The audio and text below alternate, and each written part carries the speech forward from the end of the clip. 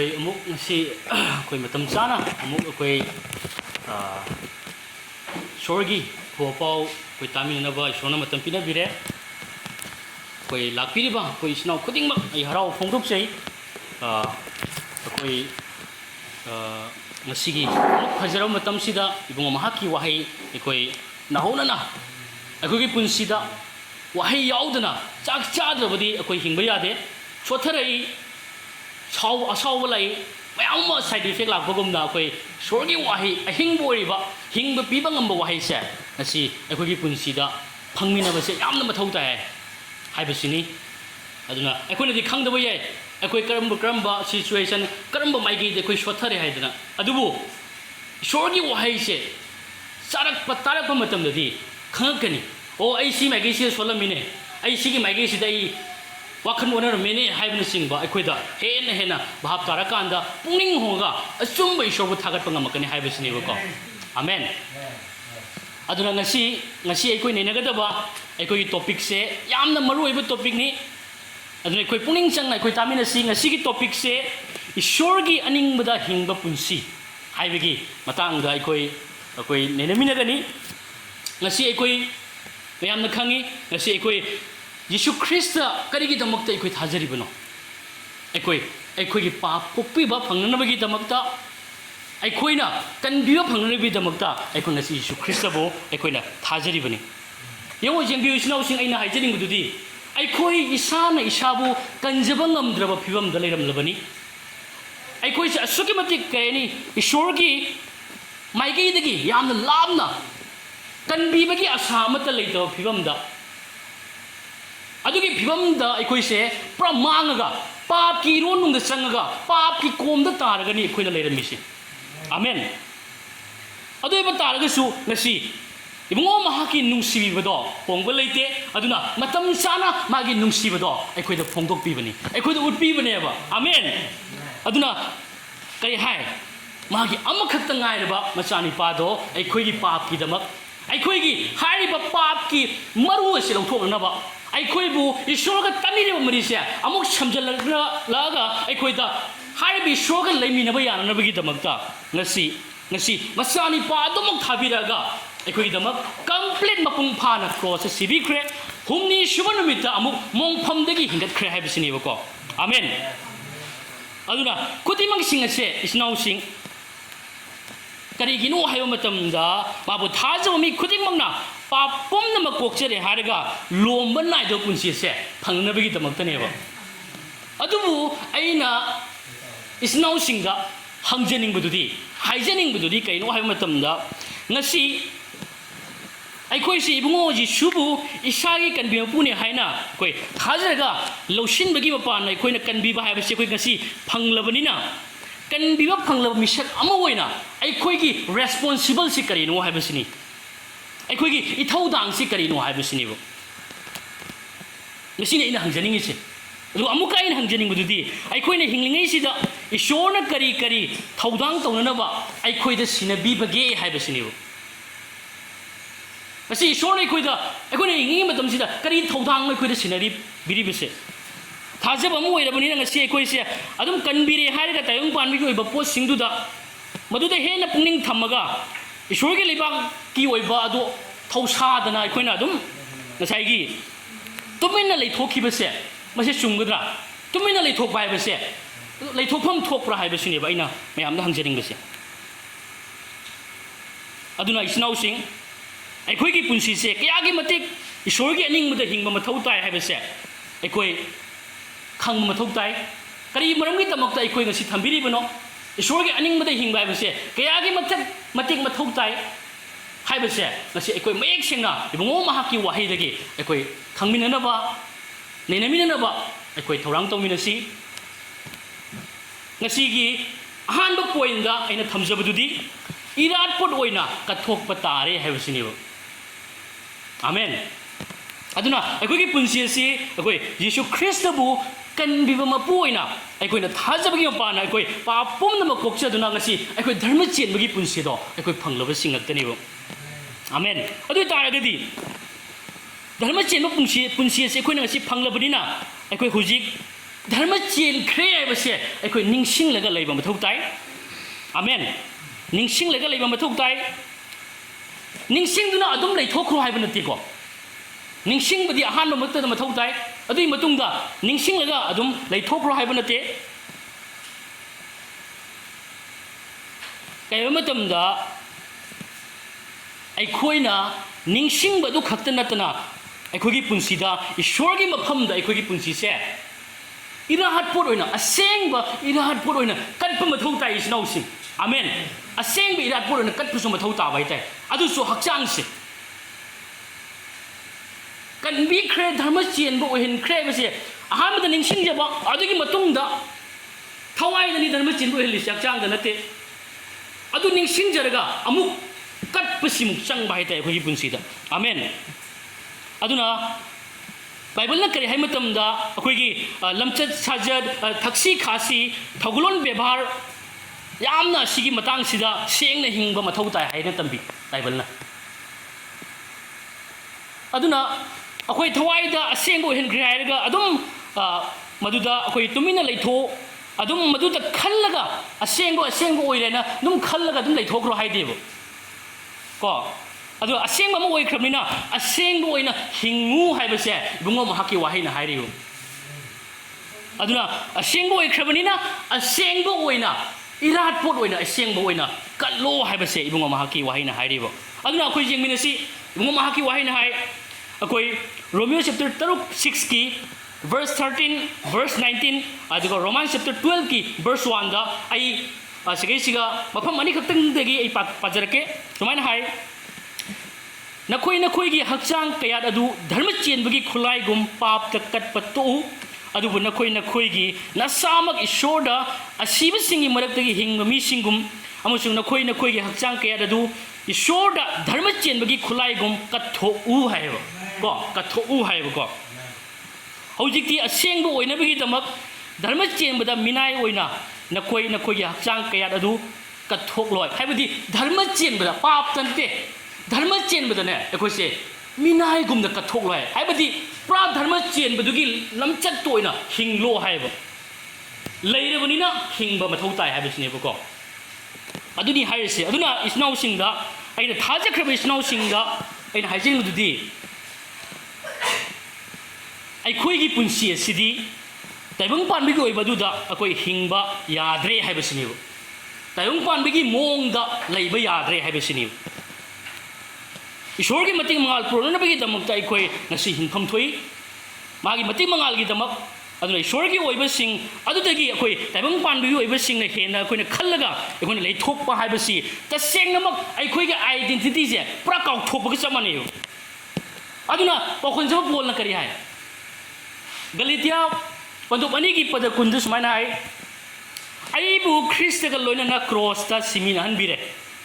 अमसुंग होजिक हिंजरिबा अइना नते अदुबु अइगी नुंगदा ख्रिस्तना हिंगबने hallelujah hallelujah अदुना मसिदा पोलना खंगलिबसे अखोइ माना हिंगिबसे माना त्रे हाइबनेबो अदुबु महाकी नुंगदा ख्रिस्तना ओइना अखोइ हिंगबनी एना माना हाइबनेबो मसिदा हाइबगी वहान थोक्ति कैनो हाइबा मतमदा अखोइ ख्रिस्तगी अफपाउसि नतना अखोइ ताइबंग पानबगी ओइबा पोट अमतना करिसु कानबा पुरक्त्रे हाइरिबिने अदुना ख्रिस्तदा पोमनमक हाइबदी अखोइ ngasi माइ पाकपा हाइबदु ख्रिस्तदा लै हिंगबा हाइबदु ख्रिस्तदा लै महयान हाइबदु ख्रिस्तदा लै ख्रिस्त नतना ताइबंग पानसिदा तोंजनिङाइ अमता लैत्रे हाइबनियो आमेन अदुना इस्नाउसिंग अखोइ ngasiदी ईश्वरगी अचुम्ब वाहेदुदा चुम्ना ngasi अखोइ लेपा चंगी मीगी अनिंगबगी मतुंगिना हिंगबा नतना मीगी अनिंगबगी मतुंगिना अखोइ थौगल तौबा नतना ईश्वरना अखोइबु ममल पीरगा लैख्रे हाइबसे मसे अखोइ लैखबने हाइबसे वखन तौबा चंगी अदुना मीना अखोइबु लैबा नत्ति हाइबसे ईश्वरना मागी ई ताबिरगा अखोइबुनि लैरिसे आमेन अदुना अखोइ बाइबलना हाय करि हाय मतमदा ngasi miyoibigi minai oina leiraganu isilnausa adubu mi khudingmak nakoibu ꯀꯧꯕꯤꯕ ꯃꯇꯝꯗ ꯂꯩꯕ ꯑꯗꯨꯗ ꯏꯁꯣꯔꯗ ꯑꯗꯨꯃꯛ ꯂꯩꯌꯨ ꯍꯥꯏꯅ ꯑꯩꯈꯣꯏꯒꯤ 1 Corinthians chapter 7 verse 23ꯗ ꯌꯥꯝꯅ ꯃꯌꯦꯛ ꯁꯦꯡꯅ ꯏꯔꯒ ꯂꯩꯔꯦꯕꯀꯣ ꯃꯤꯒꯤ ꯃꯤꯅꯥꯏ ꯑꯣꯏꯒꯅꯨ ꯃꯔꯝꯗꯤ ꯅꯈꯣꯏꯁꯦ ꯃꯃꯜ ꯄꯤꯔꯒ ꯂꯩꯈ꯭ꯔꯦ ꯏꯕꯨꯡꯉꯣ ꯃꯍꯥꯛꯅ ꯀꯧꯕꯤꯕ ꯑꯗꯨꯗ ꯆꯞ ꯆꯨꯝꯅ ꯂꯩꯌꯨ ꯂꯦꯞꯄꯨ ꯍꯥꯏꯕꯁꯦ ꯃꯥꯅ ꯍꯥꯏꯔꯤꯕ ꯑꯗꯨꯅ ꯃꯤꯒꯤ ꯃꯇꯨꯡ ꯏꯟꯅ ꯊꯧꯒꯜ ꯇꯧꯕ ꯌꯥꯗꯦ ꯏꯁꯣꯔꯒꯤ ꯑꯅꯤꯡꯕꯒꯤ ꯃꯇꯨꯡꯗ ꯇꯧꯗꯣꯏꯅꯦꯕ ꯑꯩꯈꯣꯏ ꯇꯧꯗꯣꯏꯁꯦ ꯑꯩꯈꯣꯏꯒꯤ ꯀꯔꯤ ꯍꯥꯏꯁꯤꯁꯨꯅ ꯑꯩꯅ ꯊꯣꯡꯗ ꯂꯦꯞꯇꯨꯅ ꯌꯩꯔꯦ ꯀꯅꯥꯒꯨꯝꯕꯅ ꯑꯩꯒꯤ ꯈꯣꯟꯖꯦꯜ ꯑꯁꯤ ꯇꯥꯔꯒꯗꯤ ꯅꯈꯣꯏꯅ ꯊꯣꯡ ꯑꯗꯨ ꯍꯥꯡꯗꯣꯛꯀꯅꯤ ꯑꯗꯨꯒ ꯑꯩꯒ ꯃꯥꯒ ꯁꯔꯨꯛ ꯐꯪꯃꯤꯟꯅꯒꯅꯤ ꯃꯁꯤ ꯑꯌꯥꯝꯕꯅ ꯀꯣꯠ ꯇꯧꯕꯁꯦ ꯅꯟ ꯕꯤꯂꯤꯚꯔꯗ ꯀꯣꯠ ꯇꯧꯏ ꯑꯗꯨꯕꯨ ꯍꯥꯏꯔꯤꯕ ꯋꯥꯍꯩꯁꯤꯗꯤ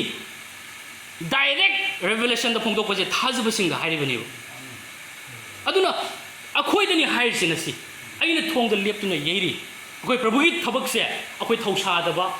ꯑꯩ ꯇꯧꯅꯤꯡꯕ ꯃꯇꯝꯗ ꯇꯧꯒꯦ ꯈꯔꯅꯤ ꯂꯩꯔ ꯇꯧꯒꯦ ꯄ꯭ꯔꯚꯨ ꯑꯩꯈꯣꯏꯅ ꯉꯁꯥꯏꯒꯤ ꯄ꯭ꯔꯚꯨꯁꯦ ꯑꯩꯈꯣꯏꯅ ꯀꯟꯇ꯭ꯔꯣꯜ ꯇꯧꯕꯒꯤ ꯃꯑꯣꯡꯗ ꯇꯧꯕ ꯌꯥꯗꯦꯕ ꯑꯗꯨꯅ ꯑꯩꯈꯣꯏꯒꯤ ꯊꯧꯒꯜ ꯍꯥꯏꯕꯁꯤꯗꯤ ꯄ꯭ꯔꯚꯨꯒꯤ ꯑꯅꯤꯡꯕꯗꯨꯗ ꯑꯩꯈꯣꯏ ꯂꯩꯗꯣꯏꯅꯤ ꯑꯩꯈꯣꯏꯒꯤ ꯑꯅꯤꯡꯕꯗ ꯄ꯭ꯔꯚꯨ ꯆꯠꯇꯣꯏ ꯅꯠꯇꯦꯕ ꯑꯃꯦꯟ ꯑꯗꯨꯅ ꯑꯩꯈꯣꯏ ꯃꯇꯝ ꯂꯩꯔꯤꯉꯩꯗ ꯃꯇꯝꯁꯦ ꯊꯥ ꯑꯃ ꯂꯩꯔꯒ ꯆꯍꯤ ꯑꯃ ꯂꯩꯔꯒ ꯑꯩꯈꯣই ꯄꯣꯊꯥꯅ ꯇꯧꯕ ꯌꯥꯗꯦꯕ ꯏꯃꯤꯗꯤꯌꯦꯠ ꯃꯔꯝꯗꯤ ꯃꯥꯡꯉꯤꯕ ꯊꯋꯥꯏꯁꯦ ꯅꯨꯡꯇꯤꯒꯤꯅꯤ ꯃꯥꯡꯉꯤꯁꯦ ꯆꯍꯤ ꯑꯃ ꯂꯩꯔꯒ ꯆꯍꯤ ꯑꯃꯗ ꯀꯌꯥꯅꯣ ꯃꯥꯡꯗꯣꯏꯁꯦ ꯑꯗꯨꯅ ꯑꯩꯈꯣꯏ ꯍꯧꯖꯤꯛ ꯃꯤꯀꯞ ꯊꯣꯛꯂꯛꯑꯣ ꯍꯥꯏꯕ ꯋꯥꯍꯩꯁꯦ ꯄ꯭ꯔꯚꯨꯗꯒꯤ ꯍꯥꯏꯕꯗꯨꯅꯦꯕꯀꯣ ꯑꯗꯨꯅ ꯃꯃꯜ ꯄꯤꯔꯒ ꯑꯩꯈꯣꯏꯁꯦ ꯂꯩꯈ꯭ꯔꯦ ꯍꯥꯏꯕꯁꯦ ꯑꯩꯈꯣꯏ ꯀꯥꯎꯕ ꯌꯥꯗꯦꯕꯀꯣ ꯑꯗꯨꯅ ꯑꯩꯈꯣꯏ ꯐꯤꯂꯤꯡ ꯏꯃꯣꯁꯟꯗ ꯂꯩꯕ ꯌꯥꯗꯦ ꯑꯩꯈꯣꯏꯗꯤ ꯎꯕꯒꯤ ꯃꯄꯥꯟꯗ ꯆꯠꯄ ꯅꯠꯇꯦ ꯑꯩꯈꯣꯏ ꯊꯥꯖꯩ ꯃꯄꯥꯟꯗ ꯆꯠꯄ ꯄꯨꯟꯁꯤꯅꯦꯕ ꯑꯃꯦꯟ ꯑꯩꯈꯣই ꯊꯥꯖꯩ ꯃꯄꯥꯟꯗ ꯊꯥꯖꯕꯗ ꯑꯩꯈꯣই ꯍꯤꯡꯒꯗꯕꯅꯤ ꯑꯗꯨꯅ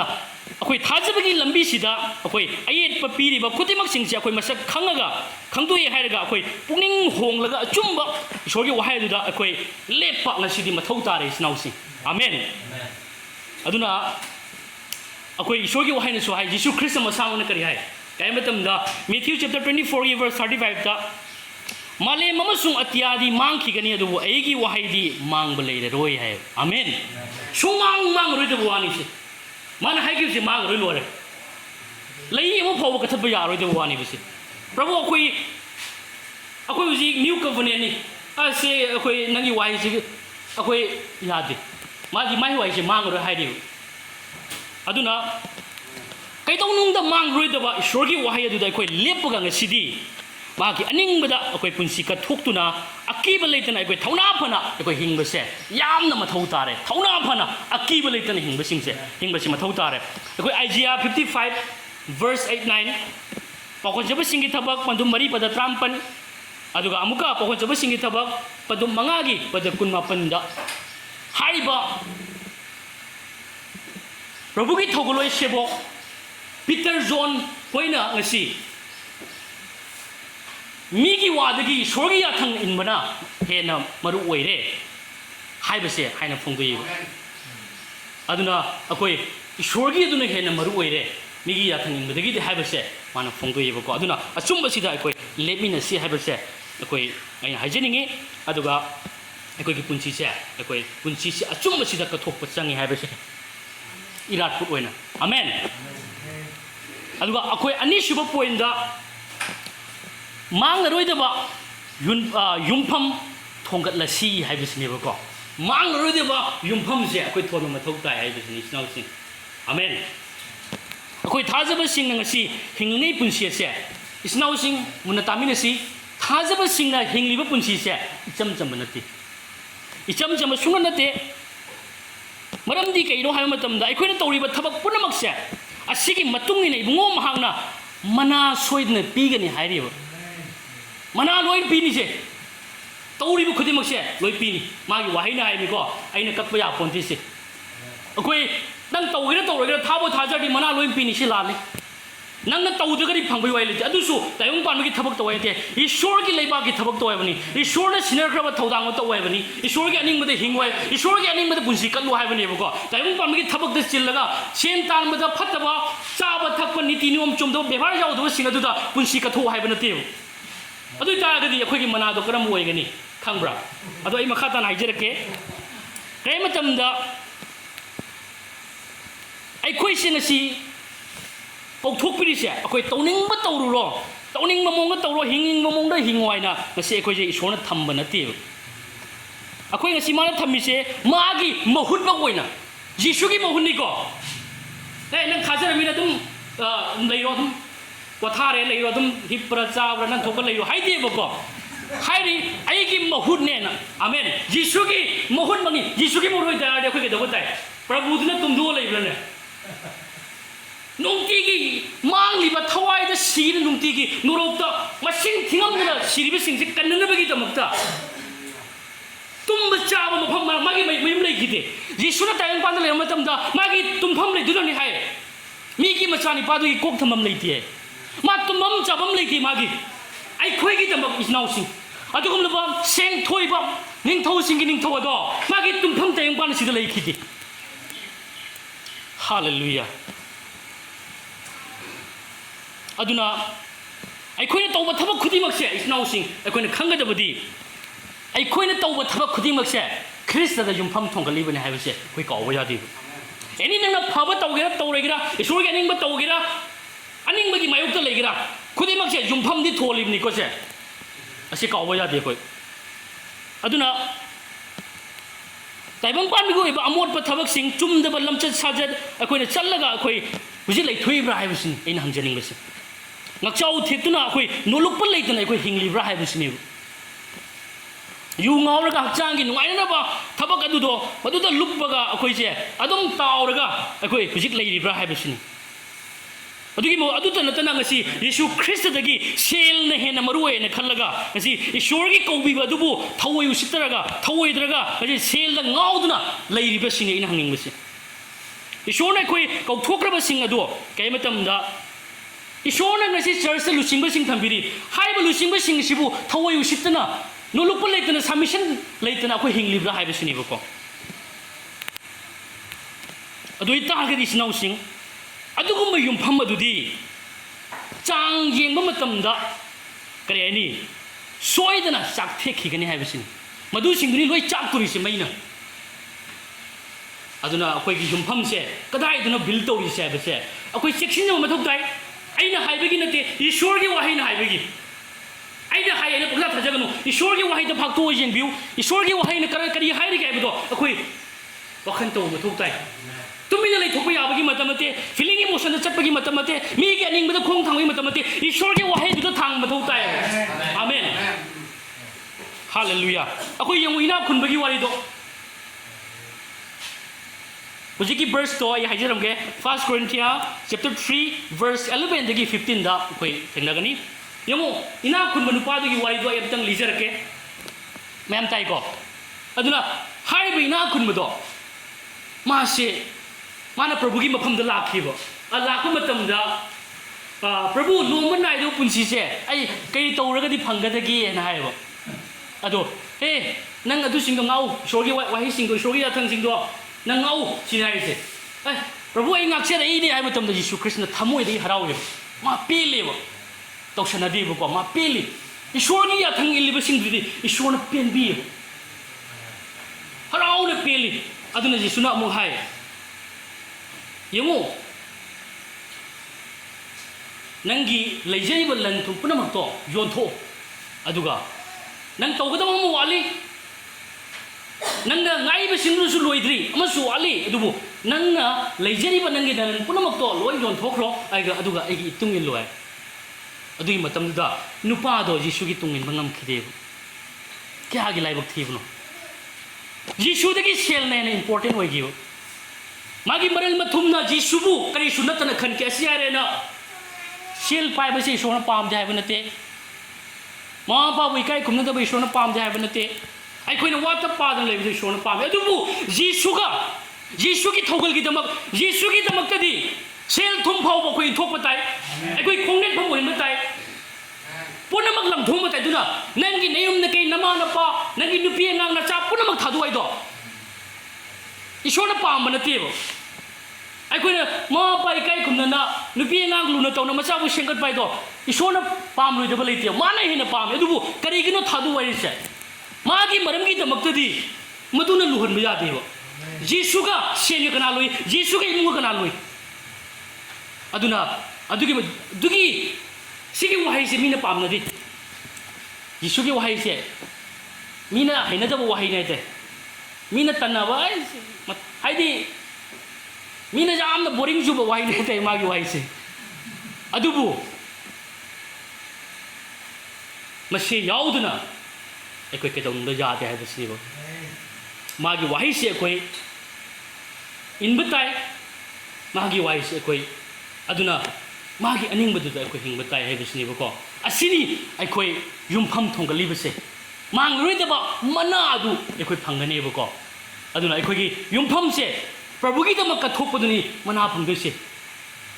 अदुना असे अखोई खंगमिनसी अदुना अइना हाइनिंगबगी मोंग मरमना पंगायब नते अदुना इना खुन नुपादो लास्ट मा प्रभु की तुंगिन मंगम खिदे अदुना इना खुनमना सरगलिबाक चंगबसिदी जेतुम अमदा जेतुम मना दो उन्न कई लिसन मने हेना लाय बिसे कई मतम दा कोई सेन की टेम्पटेशन से असे यामना सेक्शन निगाय ने हाइबसिनी ईश्वर की सेन ने हेले लोरपा अदुना असे यामना कोई खंगमिना मथौ ताई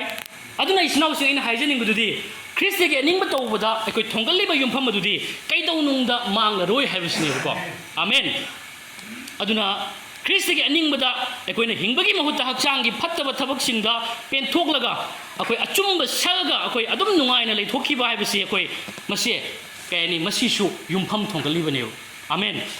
अदुना थाजबा मोइना गसी ख्रिस्ट की दमक अखोई पुंसी कथोक्तुना प्रभु की अनिंगबदा अखोई हिंबगी महुत्ता अखोई ताइबंग पानबिगी ओइबा थबकसिंगदा लुप्तुना अखोइना लेथोखिबा हाइबसि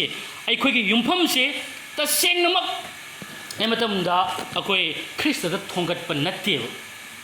ख्रिस्टदा थोंगलि नत्ते को दु युमफमदो अदुना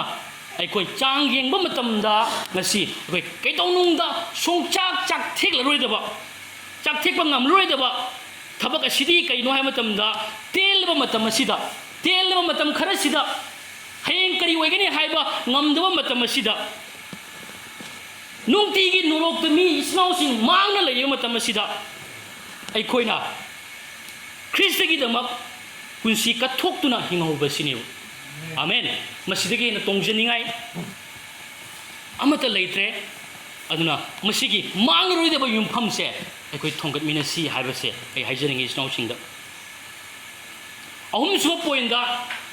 मांगरोइदबा मना अदुगी दमक हिंगलसी आमेन मांगरोइदबा मना अदुगी दमक कोई हिंग मथौ ताई मैम ताई को अदुना अखोई यंगो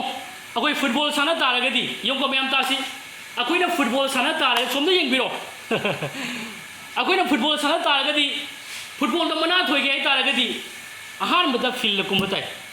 फील्ड कुमदना कैदौनुंगदा मही अनमंगा मोय फील्ड कुमदना फुटबॉल सानरगा माई पाकपगी महौ कैदौंगदा खंगोय अदुना अखोइदि चिनगी नते थबक्की नि हायते मरमदि थाजबगी अखोइगी लेब अखोइ थाजबजे थबक तव थाजबनेबा असीब थाजब नतेबो वाक तव थाजबनी ईश्वरगी अनिंगबदि हिंगमंगम थाजबदुनि अखोइदा लेयिसि आमेन अदुना बॉल सानब तारगदी ngasi अखोइ फील्ड कुमदा मथौ ताई अदुगी मतुंगदा थवाई याउना सेक्शनना ngasi अखोइ सानबसु तारे हाइबसिनिबको अदुइबा तारगदी अखोइ सोइदना माइ पाकपदो लाकनी सोइदना माइ पाकपु ओइगनी हाइबसिनिबको मतौदुमना ईश्वरगी अनिंगबा पामबदु अखोइना खंगलगा कथोकप याउदबा थाजबगी पुंसी दुदी अखोइ मना केदौनुंगदा फंगलोय हाइबसिनि थाजरगा कथोकपगी पुंसी याउदबदुदी मना फंगबगी वाफम लेते मसिदी ईश्वरना ई लैरन ए थाजब पुनौ मना फंगने अदुदी आराम दु तिसिंगनि मदुद अखोइ लेबा यादे अखोइना ईश्वरगी लेबाकी वाक तौदना ईश्वरगी अनिंगबा ईश्वरना पिरिबा याथंग ईश्वरना चथु हाइरिबा मयामसिंग कन्नु हाइरिबा सुयाउ याउदना अइबु थाबु थाजरदि अइ मना फंगने हाइ तारगदी अदुदो दु ईश्वरगी निंगबदि दुगी अचुंबदो अखोइददि अखोइ लेबम थोकते मधु ईश्वरगी अचुंबदुसु नते दु आमेन अदुना अखोइ करेनी ngasi haiba mana adu phangnabigi damoktadi akoi field kumdaraga thawai yauna thabak suba asuki mating mathau tai aduna akoi kathok pasi yamna mathau tai hai daiba kathok pa yauduna akoi yade aduna adugi matam du khaktada last akoi soidana akoi mana phangani haibisini ko aduna ईश्वर की थबक तौबसिंग खक्तना अखोई मना फंगनी ईश्वर की वाहैना हाइबदम दंग अखोई जेमिनसी अखोई अहानब कोरिन्थिया पंदु मापन की पद कुनमरी दगी कुनमंगा ꯑꯅꯤꯁꯨꯕ ꯇꯤꯃꯣꯊꯤ ꯄꯗꯨꯛ ꯑꯅꯤꯒꯤ ꯄꯗ ꯃꯔꯤ ꯃꯉꯥ ꯑꯗꯨꯝ ꯏꯁꯟꯕꯤꯌꯨ ꯑꯗꯨꯒ ꯑꯩ ꯑꯗꯨꯝ ꯄꯥꯊꯣꯛꯆꯔꯛꯀꯦ ꯑꯩ ꯁ꯭ꯀ꯭ꯔꯤꯞꯆꯔ ꯑꯃꯈꯛ ꯄꯥꯖꯔꯛꯀꯦ ꯑꯇꯣꯞꯄꯗꯨꯗꯤ ꯑꯩ ꯄꯥꯔꯛꯑꯔꯣꯏꯒꯦ ꯂꯝꯖꯦꯟ ꯇꯥꯟꯅꯕꯗ ꯃꯤ ꯄꯨꯝꯅꯃꯛꯅ ꯆꯦꯜꯂꯤ ꯑꯗꯨꯕꯨ ꯃꯤ ꯑꯃꯠꯇꯅ ꯃꯅꯥ ꯐꯪꯏ ꯍꯥꯏꯕ ꯅꯈꯣꯏꯅ ꯈꯪꯗ꯭ꯔꯥ ꯅꯈꯣꯏꯅ ꯃꯅꯥ ꯐꯪꯅꯕ ꯆꯦꯜꯂꯨ ꯑꯃꯦꯟ ꯁꯥꯟꯅꯔꯣꯏ ꯈꯨꯗꯤꯡꯃꯛꯅ ꯃꯔꯝ ꯈꯨꯗꯤꯡꯃꯛꯇ ꯃꯁꯥ ꯈꯨꯗꯨꯝ ꯆꯜꯂꯤ ꯃꯈꯣꯏꯅ ꯃꯥꯡꯕ ꯌꯥꯕ ꯂꯨꯍꯨꯞ ꯑꯗꯨ ꯐꯪꯅꯕ ꯍꯣꯠꯅꯩ ꯑꯗꯨꯕꯨ ꯑꯩꯈꯣꯏꯅꯗꯤ ꯃꯥꯡꯂꯔꯣꯏꯗꯕ ꯂꯨꯍꯨꯞ ꯐꯪꯅꯕ ꯇꯧꯔꯤꯕꯅꯤ ꯍꯥꯏ ꯑꯗꯨꯅ ꯑꯩꯈꯣꯏꯅ ꯄ꯭ꯔꯚꯨꯒꯤ ꯊꯧꯒꯜ ꯇꯧꯕ ꯍꯥꯏꯕꯁꯦ ꯉꯁꯤ ꯑꯩꯈꯣꯏ ꯃꯅꯥꯗꯣ ꯃꯥꯡꯂꯔꯣꯏꯗꯕ ꯃꯅꯥꯗꯣ ꯃꯗꯨ ꯐꯪꯗꯣꯔꯤꯕꯅꯤ ꯕꯤꯜ ꯇꯧꯔꯤꯕꯅꯤ ꯑꯩꯈꯣꯏ ꯁꯔꯒꯗ ꯂꯟ ꯄꯩꯁꯤꯜꯂꯤꯕꯅꯤ ꯑꯗꯨꯅ ꯑꯩꯈꯣꯏ ꯃꯗꯨ ꯑꯩꯈꯣꯏ ꯈꯪꯕ ꯃꯊꯧ ꯇꯥꯏ ꯑꯗꯨꯅ ꯑꯩꯈꯣꯏꯒꯤ ꯄꯨꯟꯁꯤꯁꯤ ꯏꯁꯣꯔꯅ ꯉꯁꯤ ꯃꯔꯝ ꯂꯩꯇꯅ ꯍꯦꯛꯇ ꯀꯧꯕꯤꯕ ꯅꯠꯇꯦꯕꯀꯣ ꯌꯥꯝꯅ ꯄꯔꯄꯁ ꯑꯃꯒ ꯂꯣꯏꯅꯅ ꯇꯧꯅꯤꯡꯕ ꯇꯧꯔꯨꯔꯣ ꯍꯤꯡꯕ ꯍꯤꯡꯉꯣ ꯊꯥꯖꯔꯕꯅꯤꯅ ꯂꯣꯏꯔꯦ ꯍꯥꯏꯕꯒꯤ ꯐꯤꯕꯝꯗꯨꯗ ꯅꯠꯇꯦ ꯊꯥꯖꯔꯕꯅꯤꯅ ꯅꯪ ꯆꯔꯆ ꯀꯥꯔ ꯌꯥꯔꯦꯅ ꯅꯠꯇꯦ ꯏꯁꯣꯔꯅ ꯑꯩꯈꯣꯏꯁꯦ ꯑꯩꯒꯤ ꯃꯍꯨꯠꯃꯛꯇ ꯑꯦꯝꯕꯦꯁꯦꯗꯔꯅꯤ ꯍꯥꯏꯔꯤꯕ ꯑꯦꯝꯕꯦꯁꯦꯗꯔ ꯍꯥꯏꯁꯤ ꯀꯩꯅꯣ ꯀꯃꯥꯏꯅ ꯇꯧꯒꯗꯒꯦ ꯈ꯭ꯔꯤꯁꯇꯒꯤ ꯃꯍꯨꯠ ꯍꯥꯏꯁꯤ ꯀꯃꯥꯏꯅ ꯇꯧꯐꯝ ꯊꯣꯛꯀꯦ ꯑꯗꯨꯅ ꯃꯔꯝ ꯂꯩꯅ ꯉꯁꯤꯁꯦ ꯑꯩꯈꯣꯏꯁꯦ ꯃꯥꯅ ꯀꯧꯕꯤꯕꯅꯤ ꯃꯔꯝ ꯂꯩꯇꯅ ꯍꯦꯛꯇ ꯀꯧꯕꯤꯕ ꯅꯠꯇꯦ ꯑꯗꯨꯅ ꯑꯩꯈꯣꯏꯁꯦ ꯃꯥꯅ ꯑꯩꯈꯣꯏ ꯈꯟꯗꯣꯛꯈ꯭ꯔꯕꯅꯤ ꯑꯩꯈꯣꯏ ꯑꯗꯨꯅ ꯀꯩꯗꯧꯕ ꯃꯇꯝꯗ ꯍꯧꯖꯤꯛꯁꯦ ꯑꯩꯈꯣꯏꯒꯤ ꯄꯨꯛꯅꯤꯡ ꯋꯥꯈꯜꯗ ꯂꯩꯐꯝ ꯊꯣꯛꯄꯁꯦ ꯑꯩꯈꯣꯏ ꯃꯅꯥꯗꯣ ꯐꯪꯅꯅꯕꯒꯤꯗꯃꯛꯇ ꯑꯩꯈꯣꯏ ꯊꯋꯥꯏ yauna ꯑꯩꯈꯣꯏ ꯃꯥꯡꯂꯣꯏꯗꯕ ꯃꯅꯥ ꯑꯗꯨꯒꯤꯗꯃꯛ ꯑꯩꯈꯣꯏ ꯄꯨꯟꯁꯤ ꯀꯠꯊꯣꯛꯃꯤꯟꯅꯔꯁꯤ ꯍꯥꯏꯕꯁꯦ ꯑꯩ ꯍꯥꯏꯖꯅꯤꯡꯉꯦꯕ ꯃꯥꯡꯂꯣꯏꯗꯕ ꯃꯅꯥ ꯑꯗꯨꯒꯤꯗꯃꯛ ꯄꯨꯟꯁꯤ ꯀꯠꯊꯣꯛꯃꯤꯟꯅꯔꯁꯤ ꯃꯔꯝ ꯑꯗꯨꯅ ꯑꯩꯈꯣꯏꯅ ꯍꯤꯡꯂꯤꯉꯩ ꯃꯤꯀꯨꯞ ꯑꯁꯤꯗꯗꯤ ꯑꯩꯈꯣꯏ ꯃꯥꯡꯂꯣꯏꯗꯕ ꯃꯅꯥ ꯑꯗꯨꯒꯤꯗꯃꯛ ꯑꯩꯈꯣꯏ ꯅꯣꯝꯂꯁꯤ ꯑꯩꯈꯣꯏꯅ ꯍꯤꯡꯂꯤꯉꯩꯁꯤꯗ ꯃꯥꯡꯂꯣꯏꯗꯕ ꯃꯅꯥ ꯑꯗꯨꯒꯤꯗꯃꯛ ꯅꯣꯝꯂꯤꯕ꯭ꯔꯥ ꯍꯥꯏꯕꯁꯤ ꯑꯃꯨꯛ ꯑꯩ ꯍꯪꯖꯅꯤꯡꯉꯦꯕꯀꯣ ꯑꯗꯨꯅ ꯃꯥꯡꯂꯣꯏꯗꯕ ꯃꯅꯥ ꯑꯗꯨꯒꯤꯗꯃꯛ ꯑꯩꯈꯣꯏ ꯅꯣꯝꯗꯕ ꯇꯥꯔꯒꯗꯤ ꯑꯩꯈꯣꯏ ꯌꯥꯝꯅ ꯀꯤꯅꯤꯡꯉꯥꯏꯅꯤ ꯁꯣꯏꯗꯅ ꯑꯩꯈꯣꯏꯒꯤ ꯃꯅꯥꯁꯤꯡ ꯑꯁꯦ ꯆꯥꯛꯊꯦꯛꯈꯤꯒꯅꯤ ꯍꯥꯏꯕꯁꯤꯅꯤ ꯑꯃꯦꯟ ꯑꯗꯨꯅ ꯉꯁꯤ ꯑꯁꯨꯛꯀꯤ ꯃꯇꯤꯛ ꯑꯩꯈꯣꯏ ꯀꯩ ꯍꯥꯏꯅꯤ ꯆꯥꯛꯊꯦꯛꯈꯤꯕ ꯌꯥꯕ ꯄꯨꯟꯁꯤ ꯑꯗꯣ ꯃꯗꯨꯗ ꯑꯩꯈꯣꯏ ꯂꯩꯔꯣꯏꯁꯤ ꯑꯗꯨꯅ ꯆꯥꯛꯊꯦꯛꯄ ꯌꯥꯔꯣꯏꯗꯕ ꯉꯝꯔꯣꯏꯗꯕ ꯑꯗꯨꯒꯨꯝꯂꯕ ꯂꯝꯕꯤ ꯑꯗꯨꯗ ꯑꯩꯈꯣꯏ ꯈꯣꯡ ꯊꯥꯡꯃꯤꯟꯅꯔꯁꯤ ꯌꯥꯝ ꯆꯦꯛꯁꯤꯟꯅ ꯈꯣꯡ ꯊꯥꯡꯃꯤꯟꯅꯔꯁꯤ ꯍꯥꯏꯕꯁꯤꯅꯦꯕꯀꯣ ꯑꯩꯅ ꯆꯠꯂꯤꯕ ꯈꯣꯡꯊꯥꯡꯁꯦ ꯏꯁꯣꯔꯒꯤ ꯋꯥꯍꯩꯅ ꯀꯔꯤ ꯍꯥꯏ ꯂꯦꯞꯂꯤ ꯍꯥꯏꯅ ꯈꯟꯕ ꯃꯍꯥꯛ ꯑꯗꯨꯅ ꯇꯨꯕ ꯌꯥꯏ ꯍꯥꯏꯅ ꯆꯦꯛꯁꯤꯟꯖꯁꯅꯨ ꯍꯥꯏ ꯑꯗꯨꯅ ꯑꯩ ꯀꯟꯕꯤꯔꯦꯅ ꯂꯩꯊꯣꯛꯄ ꯌꯥꯗꯦꯕꯀꯣ ꯑꯩꯒꯤ ꯃꯍꯩꯗꯒꯤ ꯈꯪꯒꯅꯤ ꯏꯁꯣꯔꯒꯤ ꯑꯅꯤꯡꯕꯅ ꯑꯃ ꯍꯥꯏꯔꯦ ꯅꯪꯅ ꯇꯧꯕꯅ ꯑꯃ ꯑꯗꯨꯗꯤ ꯌꯥꯗꯦ ꯑꯩꯈꯣꯏ A to Z ꯌꯦꯡꯕ ꯇꯥꯏ ꯀꯨꯞꯅ ꯌꯦꯡꯕ ꯇꯥꯏ ꯂꯦꯞꯂꯤ ꯍꯥꯏꯅ ꯈꯟꯕ ꯃꯍꯥꯛ ꯑꯗꯨꯅ ꯇꯨꯕ ꯌꯥꯏ ꯍꯥꯏꯅ ꯆꯦꯛꯁꯤꯟꯖꯁꯅꯨ ꯍꯥꯏꯔꯤꯕ ꯑꯗꯨꯅ ꯏꯁꯣꯔꯒꯤ ꯂꯩꯕꯥꯛꯇ ꯆꯪꯅꯅꯕ ꯀꯟꯊꯤ ꯍꯧ ꯍꯥꯏꯕꯅꯤ ꯃꯃꯗꯤ ꯃꯗꯨꯗ ꯆꯪꯕ ꯃꯤ ꯌꯥꯝꯗꯦ ꯍꯥꯏꯕꯅꯤ ꯑꯗꯨꯅ ꯑꯩꯈꯣꯏꯁꯦ ꯌꯥꯝꯅ ꯆꯦꯛꯁꯤꯟꯕ ꯃꯊꯧ ꯇꯥꯏ ꯑꯩꯅ ꯍꯤꯡꯉꯤꯁꯦ ꯏꯁꯣꯔꯒꯤꯗꯃꯛ ꯍꯤꯡꯉꯤꯕ꯭ꯔꯥ ꯅꯠꯇ꯭ꯔꯒ ꯀꯔꯝꯕ ꯃꯑꯣꯡꯗ ꯍꯤꯡꯉꯤꯕꯒꯦ ꯀꯠꯊꯣꯛꯏꯕ꯭ꯔꯥ ꯕꯥꯏꯕꯜꯅ ꯍꯥꯏꯔꯤꯁꯤꯒ ꯑꯩꯅ ꯇꯧꯔꯤꯁꯤꯒ ꯆꯥꯟꯅꯔꯤꯕ꯭ꯔꯥ ꯀꯔꯝꯍꯥꯏꯅ ꯂꯦꯜꯂꯤꯕꯒꯦ ꯌꯨꯝꯐꯝ ꯊꯣꯡꯒꯠꯂꯤꯕ꯭ꯔꯥ ꯀꯔꯝꯕ ꯃꯥꯡꯒꯗꯕ ꯌꯨꯝꯐꯝ ꯊꯣꯡꯒꯠꯂꯤꯕ꯭ꯔꯥ ꯃꯥꯡꯂꯣꯏꯗꯕ ꯌꯨꯝꯐꯝ ꯊꯣꯡꯒꯠꯂꯤꯕ꯭ꯔꯥ ꯍꯥꯏꯕꯁꯦ ꯃꯨꯟꯅ ꯑꯩꯈꯣꯏ ꯆꯦꯛꯁꯤꯟꯅ ꯈꯪꯕ ꯃꯊꯧ ꯇꯥꯏꯌꯦꯕ ꯑꯃꯦꯟ ꯑꯗꯨꯅ ꯉꯁꯤ ꯑꯩꯈꯣꯏ ꯖꯤꯁꯨꯕꯨ ꯊꯥꯖꯕꯤꯕ ꯃꯄꯥꯅ ꯑꯩꯈꯣꯏ ꯉꯁꯤ ꯄꯣꯛꯄꯤꯕ ꯐꯪꯂꯕꯅꯤ ꯉꯁꯤ ꯀꯟꯕꯤꯕꯗꯣ ꯉꯁꯤ ꯑꯩꯈꯣꯏ ꯐꯪꯖꯔꯕꯅꯤ ꯑꯗꯨꯅ ꯀꯟꯕꯤꯕ ꯐꯪꯂꯕꯒꯤ ꯃꯔꯝꯅ ꯑꯩꯈꯣꯏꯒꯤ ꯔꯦꯁꯄꯣꯟꯁꯤꯕꯜꯁꯦ ꯌꯥꯝꯅ ꯆꯥꯎꯋꯤ ꯍꯥꯏꯕꯁꯦ ꯑꯩ ꯑꯃꯨꯛ ꯅꯧꯍꯧꯅꯅ ꯅꯤꯡꯁꯤꯡꯖꯅꯤꯡꯉꯤ ꯑꯗꯨꯅ ꯑꯩꯈꯣꯏ ꯔꯦꯁꯄꯣꯟꯁꯤꯕꯜ ꯂꯩꯇꯕ ꯃꯤ ꯅꯠꯇꯦ ꯑꯩꯈꯣꯏ ꯍꯤꯡꯂꯤꯉꯩꯁꯤꯗ ꯑꯩꯈꯣꯏ ꯀꯔꯤ ꯊꯧꯗꯥꯡ ꯇꯧꯅꯅꯕ ꯏꯁꯣꯔꯅ ꯁꯤꯟꯅꯕꯤꯈ꯭ꯔꯦ ꯍꯥꯏꯕꯁꯦ ꯑꯩꯈꯣꯏ ꯃꯨꯟꯅ ꯈꯪꯗꯣꯛꯄ ꯃꯊꯧ ꯇꯥꯏ ꯈꯪꯕ ꯃꯊꯧ ꯇꯥꯏ ꯊꯧꯗꯥꯡ ꯂꯩꯇꯕ ꯔꯦꯁꯄꯣꯟꯁꯤꯕꯜ ꯑꯃꯠꯇ ꯄꯤꯗꯅ ꯏꯁꯣꯔꯅ ꯑꯩꯈꯣꯏꯁꯦ ꯊꯝꯕꯤꯕ ꯅꯠꯇꯦ ꯍꯥꯏꯕꯁꯤꯅꯤ ꯑꯗꯨꯅ ꯊꯥꯖꯕ ꯑꯃ ꯑꯣꯏꯔꯕꯅꯤꯅ ꯑꯩꯈꯣꯏ ꯀꯟꯕꯤꯔꯦ ꯍꯥꯏꯔꯒ ꯑꯩꯈꯣꯏ ꯂꯩꯊꯣꯛꯄ ꯌꯥꯗꯦ ꯑꯩꯈꯣꯏ ꯄꯨꯛꯅꯤꯡ ꯋꯥꯈꯜꯁꯦ ꯀꯩ ꯍꯥꯏꯅꯤ ꯏꯁꯣꯔꯒꯤ ꯂꯩꯕꯥꯛꯀꯤ ꯑꯣꯏꯕꯗꯨꯗ ꯑꯩꯈꯣꯏ ꯊꯧꯁꯥꯗꯅ ꯂꯩꯊꯣꯛꯄ ꯌꯥꯗꯦ ꯑꯩꯈꯣꯏ ꯇꯨꯃꯤꯟꯅ ꯑꯗꯨꯝ ꯂꯩꯊꯣꯛꯈꯤꯁꯦ ꯍꯥꯏꯕꯅꯤ ꯏꯆꯤꯟꯅꯥꯎꯁꯤꯡ ꯑꯗꯨꯅ ꯑꯩꯈꯣꯏ ꯉꯁꯤ ꯊꯋꯥꯏꯗ ꯑꯁꯦꯡꯕ ꯑꯣꯏꯈ꯭ꯔꯕꯅꯤꯅ ꯑꯩꯈꯣই ꯑꯗꯨꯝ ꯊꯋꯥꯏꯗ ꯑꯁꯦꯡꯕ ꯑꯣꯏꯈ꯭ꯔꯦꯅ ꯈꯜꯂꯒ ꯂꯩꯌꯨ ꯍꯥꯏꯅ ꯂꯣꯏꯁꯟꯕ ꯅꯠꯇꯦ ꯑꯗꯨꯅ ꯑꯁꯦꯡꯕ ꯑꯣꯏꯈ꯭ꯔꯕꯅꯤꯅ ꯑꯁꯦꯡꯕ ꯑꯣꯏꯅ ꯑꯩꯈꯣꯏ ꯍꯤꯡꯕ ꯃꯊꯧ ꯇꯥꯏ ꯑꯁꯦꯡꯕ ꯑꯣꯏꯈ꯭ꯔꯕꯅꯤ나 ꯑꯁꯦꯡꯕ ꯏꯔꯥꯠ ꯄꯨꯔꯅ ꯑꯩꯈꯣꯏ ꯀꯠꯄ ꯃꯊꯧ ꯇꯥꯏ ꯍꯥꯏꯕꯁꯤꯅꯦꯕꯀꯣ ꯑꯗꯨꯅ ꯑꯩꯈꯣꯏꯅ ꯇꯧꯕ ꯈꯨꯗꯤꯡꯃꯛꯁꯦ ꯃꯥꯒꯤ ꯃꯇꯤꯡ ꯃꯉꯥꯜ ꯄꯨꯔꯛꯅꯕꯒꯤꯗꯃꯛꯇ ꯑꯣꯏꯕ ꯃꯊꯧ ꯇꯥꯏ ꯑꯗꯨꯅ ꯉꯁꯤ ꯇꯥꯏꯕꯪ ꯄꯥꯟꯕꯒꯤ ꯑꯣꯏꯕꯁꯤꯡ ꯑꯗꯣ ꯑꯩꯈꯣꯏ ꯈꯟꯗꯗꯨꯅ ꯏꯁꯣꯔꯒꯤ ꯑꯣꯏꯕ ꯑꯗꯣ ꯑꯩꯈꯣꯏ ꯍꯧꯖꯤꯛ ꯈꯟꯕ ꯃꯊꯧ ꯇꯥꯔꯦ ꯀꯣ ꯃꯔꯝꯗꯤ ꯍꯌꯦꯡ ꯀꯔꯤ ꯑꯣꯏꯅꯤ ꯍꯥꯏꯕ ꯉꯝꯗꯦꯕꯀꯣ ꯃꯥꯡꯂꯣꯏꯗꯕ ꯂꯟ ꯑꯗꯨꯒꯤꯗꯃꯛ ꯑꯩꯈꯣꯏ ꯋꯥꯈꯜ ꯇꯧꯁꯤ ꯑꯗꯨꯅ ꯑꯩꯈꯣꯏ ꯉꯁꯤ ꯑꯩꯈꯣꯏ तसेंग मधुदा हिंगलिबा चलिबा महागदुदी मसागी आइडेंटिटी मसक खंगजब मिनी मसागी आइडेंटिटी मसक खंगदो मिदुदी मा हिंगिंग मोंग हिंगकनी मा मथौ दांग मसक खंगनी हिंगकनी हाइबसिनीबको आमेन अदुना अखोई फीलिंग इमोशन दा अखोई लेरुसी अखोई उबगे पाना चतपनते अखोई थाजबदा हिंगबा पुंसिनी अदुना अखोई हाइबा अचुंबसिदा ngasi अखोई पुंगिंग होंगलाकांदा ngasi अखोई ईश्वरगी वाइसिदी मांगरुदबा वाहिनी अखोइना सेमदोक सेमजिन तौबा यारोइदबनी वाहिसे बिंदु अमम फावबा सेमदोगा तंबिबा तारगदी सगलेबागता ख्वाइदगी पिकपा कौगनी हाइरिबको सेमदोकपा याद्रो वाहिनी अदुना अखोई मांगरुदबा ईश्वरगी वाहिदुदा अखोई लेपगा मागी अनिंगबसिदा अखोई पुंसी का थोगा थौना फना अखोई हिंगमिनरसी हाइबसे आई हाइजनिंगी अदुगा अखोई ngasi कय मतमदा अखोई अखोइना तौरिबा खुदिमकसे ख्रिस्टदा युमफम थोंगलिबनी अदुना मसी अखोई कावबा याद्रो वानी एनी थबक तौबदा अखोई निंगसिंगदमनी अफबा तौगेरा फतबा तौगेरा एनी ईश्वरदी खामदे ईश्वरना निंखादम पीरेबा निंखादम पीरिसे धर्म चेमदा हाइबनीको पापता नतेको अदो ईश्वरना नंगोदा नमफुददी मागी थौगल तौ हाइरोयेबा मा अखोइदो फ्री विल पीएबा अदुबु अखोइना तौरिबसिंगसे अखोइ युमफमदि थोलिबनेबा चाकपा याबा युमफम अदुना लास्ट करी हाय चाकपा याबा युमफमदुदी कारुम कारुम कनगनी हाइरिबा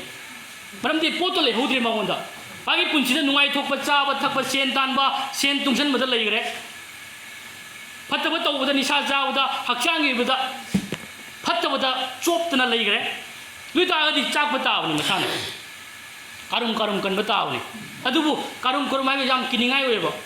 अचुंबा मोंगदै हुजिकी ईश्वरगी अनिंगबसिदा लैरक्तबदुदी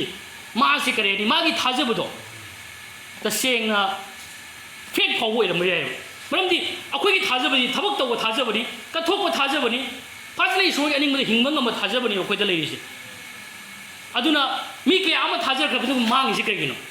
मरमदि मोइगी थाजबदो थमोइदगी प्योर ओइदबो प्योर थाजबदो ओइदबदगी सासनरमगा लासा स्वाइ मांगिने अदुआइना इन किहन मनते अखोइ सेक्शन मिनसे हाइबनी कोमथोइसे हाइबनी आमेन अदुना अखोइ अखोइना तौरिबा खुदिमकसे ख्रिस्टदा युमफम थोलिबनी अखोइ चेक्सिन मथौ ताइ अदुना अखोइ ngasi मतम लेंगिसिदा मतमसे लोइखर कान नतेको लेंगिसिदा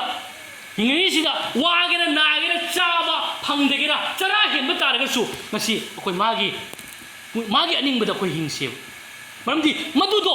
मदुदा हराउबा लाकनेबा असेंग हराउबदो मदुदा ओ प्रभु अइना खांगिसिदा अइना खांगिबा खरसिगा नांगना फोंदोकदब मतिक मंगाल अदुगा चांगनमनबदा मतिक चादेको अइना खांगिसिदि कैमते अइना वारिसिदि कैमते अइना चरा हेलिसिदि कैमते प्रभुगी दम कथोकदो माकेदवे अवाटबा खुदिमकसु लेहनबिरो हाइरिबा पोनमग हापिन मिगनसु हाइरिबा आमेन अदुना अखोइ चांग यंग मतमदा कैदोंदा चाक थेकबा ngamroidaba अखोइ थबग सिदि तेलबा मतमसिदा मागी अखोइ मांगलिबा मिसिंग सिबु कनबिननबा मागे खोपोगी दमक अमसुंग अखोइगी पुंसिसे इरात पुरना कथोक होबा असिनी हाइबताइ आमेन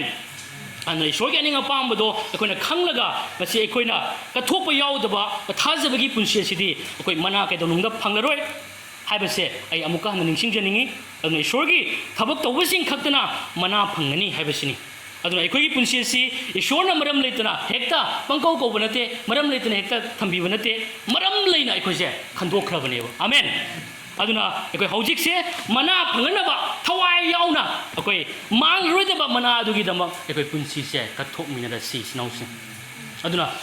अरोइबदा अइना सिनाउसिंग मफमदा अइगी नुंसिजरबा सिनाउसिंग मफमदा अइना हाइजनिंगबदुदी अखोइगी पुंसिदा प्रभुगी अनिंगबदुबु थवोइदना पुंसि लेंदुना अदुम नाहक लैथोकलिब्रा हाइबसिनी नत्रगा मसीदी आइगी थबक नते चर्च कारगा लोइरे हाइना ngसाइगी अदुम खल्लगा ngसाइगी प्रभुगी कौबिबा मको अदुबो मसक खंगदुना नाहक अदुम हिंगलिब्रा हाइबसिनी अदुइबा तारगदी ngasi हाइबा नुमिनसी बुइबोंगी अचुंबा वहाइदा लेपतुना पुंगिंग होंबगी अचाबा मतमनी सिनाउसिंग मतम लेंगिदा ईश्वरगी अपेनबा ओइगदबा मांगरोइदबा पोर अदुदा अखोइ मिफम थमिनदुना अखोइगी पुंसियसे ꯀꯠꯊꯣꯛꯃꯤꯟꯅ ꯍꯧꯔꯁꯤ ꯍꯥꯏꯕ ꯋꯥꯐꯝꯁꯤ ꯊꯝꯃꯒ ꯑꯩ ꯂꯣꯏꯁꯤꯟꯅꯕ ꯇꯧꯒꯦ ꯇꯥꯃꯤꯟꯅꯈ꯭ꯔꯕ ꯋꯥꯍꯩꯁꯤꯡ ꯑꯁꯤ ꯑꯩꯈꯣꯏ ꯃꯌꯥꯝꯒꯤꯗꯃꯛ ꯕꯣꯔꯒꯤ ꯃꯁꯛ ꯑꯣꯏꯁꯅꯨ ꯑꯩ ꯏꯁꯣꯔꯗ ꯍꯥꯏꯖꯒꯦ ꯊꯥꯒꯠꯆꯔꯤ ꯄ꯭ꯔꯚꯨ ꯍꯥꯂꯦꯂꯨꯌꯥ ꯉꯁꯤ ꯅꯍꯥꯛꯅ ꯑꯁꯨꯛꯀꯤ ꯃꯇꯤꯛ ꯑꯩꯈꯣꯏꯒꯤ ꯆꯔꯆ ꯑꯁꯤꯕꯨ ꯅꯨꯡꯁꯤꯕꯤ ꯑꯗꯨꯒꯤ ꯃꯔꯝꯗ ꯄ꯭ꯔꯚꯨ ꯑꯩꯈꯣꯏꯗ ꯉꯁꯤ ꯅꯍꯥꯛꯀꯤ ꯑꯆꯨꯝꯕ ꯋꯥꯍꯩ ꯐꯣꯡꯗꯣꯛꯄꯤ ꯑꯩꯈꯣꯏꯁꯦ ꯃꯔꯝ ꯂꯩꯅ ꯀꯧꯊꯣꯛꯄꯤꯔꯦ ꯑꯩꯈꯣꯏꯁꯦ ꯑꯍꯤꯡꯕ ꯑꯁꯦꯡꯕ ꯏꯔꯥꯠꯄ ꯑꯣꯏꯅ ꯀꯜꯂꯒ ꯍꯤꯡꯐꯝ ꯊꯣꯛꯏ ꯍꯥꯏꯕꯁꯦ ꯈꯪꯍꯟꯕꯤ ꯄ꯭ꯔꯚꯨ ꯃꯅꯥ ꯐꯪꯅꯕꯒꯤꯗꯃꯛꯇ ꯄ꯭ꯔꯚꯨ ꯄꯥꯝꯃꯨꯕ ꯂꯩꯇꯅ ꯑꯩꯈꯣꯏ ꯄ꯭ꯔꯚꯨ ꯅꯪꯒꯤꯗꯃꯛ ꯄꯨꯟꯁꯤ ꯀꯠꯊꯣꯛꯄꯁꯦ ꯅꯍꯥꯛꯅ ꯄꯥꯝꯃꯦ ꯍꯥꯏꯕꯁꯦ ꯑꯩꯈꯣꯏ ꯉꯁꯤ ꯁꯦꯡꯅ ꯄ꯭ꯔꯚꯨ ꯅꯍꯥꯛꯅ ꯈꯪꯍꯟꯕꯤꯔꯦ ꯄ꯭ꯔꯚꯨ ꯑꯩꯈꯣꯏꯅ ꯇꯧꯕ ꯈꯨꯗꯤꯡꯃꯛꯁꯦ ꯌꯨꯝꯐꯝ ꯊꯣꯡꯒꯠꯂꯤꯕꯅꯤ ꯍꯥꯏꯕꯁꯦ ꯑꯩꯈꯣꯏ ꯈꯪꯉꯤ ꯄ꯭ꯔꯚꯨ ꯅꯍꯥꯛꯀꯤ ꯋꯥꯍꯩꯅ ꯍꯥꯏꯕꯒꯨꯝꯅ ꯌꯨꯝꯐꯝ ꯊꯣꯡꯒꯠꯄ ꯍꯥꯏꯕꯁꯦ ꯈ꯭ꯔꯤꯁꯇꯒꯤ ꯌꯨꯝꯐꯝ ꯅꯠꯇꯅ ꯑꯇꯣꯞꯄ ꯊꯣꯡꯒꯠꯄ ꯌꯥꯗꯦ ꯍꯥꯏꯕ ꯑꯗꯨꯒꯨꯝꯅ ꯄ꯭ꯔꯚꯨ ꯑꯩꯈꯣꯏꯅ ꯊꯣꯡꯒꯠꯄ ꯈꯨꯗꯤꯡꯃꯛꯇ ꯄ꯭ꯔꯚꯨ ꯅꯍꯥꯛꯀꯤ ꯌꯨꯝꯐꯝ ꯊꯣꯟꯕꯒꯤ ꯃꯗꯨꯒꯨꯝꯂꯕ ꯊꯧꯗꯥꯡ ꯃꯗꯨꯒꯤ ꯄꯨꯟꯁꯤ ꯑꯗꯨꯗ ꯑꯩꯈꯣꯏ ꯍꯤꯡꯕ ꯄꯥꯝꯃꯤ ꯄ꯭ꯔꯚꯨ ꯅꯪꯉꯣꯟꯗ ꯌꯨꯝꯐꯝ ꯊꯣꯡꯒꯠꯂꯒ ꯃꯅꯥ ꯑꯗꯨꯗ ꯃꯤꯐꯝ ꯊꯝꯃꯒ ꯃꯥꯡꯂꯔꯣꯏꯗꯕ ꯃꯅꯥ ꯑꯗꯨꯒꯤꯗꯃꯛ ꯄꯨꯟꯁꯤ ꯀꯠꯊꯣꯛꯆꯕ ꯄꯥꯝꯖꯩ ꯄ꯭ꯔꯚꯨ ꯊꯕꯛ ꯌꯥꯎꯗꯕꯗꯨ ꯄꯥꯝꯗꯦ ꯄ꯭ꯔꯚꯨ ꯑꯩꯈꯣꯏ ꯄ꯭ꯔꯚꯨ ꯅꯍꯥꯛꯀꯤꯗꯃꯛ ꯄꯨꯟꯁꯤꯁꯦ ꯄꯨꯡꯀꯠ ꯀꯠꯊꯣꯛꯑꯒ ꯄ꯭ꯔꯚꯨ ꯑꯩꯈꯣꯏ ꯍꯤꯡꯕ ꯄꯥꯝꯃꯤ ꯄ꯭ꯔꯚꯨ ꯅꯍꯥꯛꯅ ꯑꯩꯈꯣꯏꯕꯨ ꯀꯩꯗꯧꯅ ꯊꯥꯗꯣꯛꯄꯤꯔꯣꯏ ꯀꯩꯗꯧꯅ ꯋꯥꯍꯟꯕꯤꯔꯣꯏ ꯍꯥꯏꯕꯁꯤ ꯑꯩꯈꯣꯏ ꯊꯥꯖꯩ ꯄ꯭ꯔꯚꯨ ꯊꯥꯒꯠꯆꯩ ꯄ꯭ꯔꯚꯨ ꯉꯁꯤ ꯆꯨꯝꯂꯕ ꯋꯥꯍꯩ ꯑꯁꯦꯡꯕ ꯋꯥꯍꯩꯁꯦ ꯅꯍꯥꯛꯅ ꯑꯩꯈꯣꯏꯗ ꯃꯤꯀꯞ ꯊꯣꯛꯍꯟꯕꯤꯗꯨꯅ ꯑꯆꯨꯝꯕꯁꯤꯗ ꯑꯩꯈꯣꯏ ꯉꯁꯤ ꯂꯩꯃꯤꯟꯅꯕꯒꯤ ꯑꯆꯨꯝꯕꯁꯦ ꯈꯪꯃꯤꯟꯅꯕꯒꯤ ꯑꯩꯈꯣꯏꯗ ꯃꯇꯝ ꯄꯤꯅꯕꯤꯕꯒꯤꯗꯃꯛ ꯊꯥꯒꯠꯆꯩ ꯄ꯭ꯔꯚꯨ ꯑꯩꯈꯣꯏ ꯉꯁꯤꯗꯤ ꯚꯥꯞ ꯇꯥꯔꯝꯗꯕ ꯈꯨꯗꯤꯡꯃꯛꯁꯨ ꯅꯍꯥꯛꯀꯤ ꯊꯋꯥꯏꯅ ꯐꯣꯡꯗꯣꯛꯄꯤꯌꯨ ꯄ꯭ꯔꯚꯨ ꯍꯦꯟꯅ ꯑꯆꯨꯝꯕꯁꯤꯗ ꯂꯩꯔꯒ ꯄꯨꯛꯅꯤꯡ ꯈꯣꯏꯖꯦꯜ ꯂꯤꯡꯖꯦꯜ ꯑꯃꯠꯇ ꯑꯣꯏꯅ ꯏꯕꯨꯡꯉꯣ ꯅꯍꯥꯛꯀꯤꯗꯃꯛ ꯄꯨꯟꯁꯤ ꯀꯠꯊꯣꯛꯄ ꯉꯝꯅꯅꯕ ꯄ꯭ꯔꯚꯨ ꯍꯧꯖꯤꯛꯇꯒꯤ ꯄ꯭ꯔꯚꯨ ꯅꯍꯥꯛꯅ ꯄꯥꯡꯕꯤꯌꯨ ꯍꯥꯏꯕꯒꯤ ꯍꯥꯏꯖꯔꯒ ꯄ꯭ꯔꯚꯨ ꯅꯍꯥꯛꯀꯤ ꯅꯐꯝꯗ ꯍꯥꯏꯖꯈ꯭ꯔꯤꯕ ꯑꯃꯁꯨꯡ ꯅꯤꯖꯔꯤꯕ ꯑꯃꯁꯨꯡ ꯊꯥꯒꯠꯆꯔꯤꯕ ꯈꯨꯗꯤꯡꯃꯛ ꯖꯤꯁꯨ ꯈ꯭ꯔꯤꯁꯇꯒꯤ ꯃꯤꯡꯗ ꯍꯥꯏꯖꯕꯅꯤ ꯑꯥꯃꯦꯟ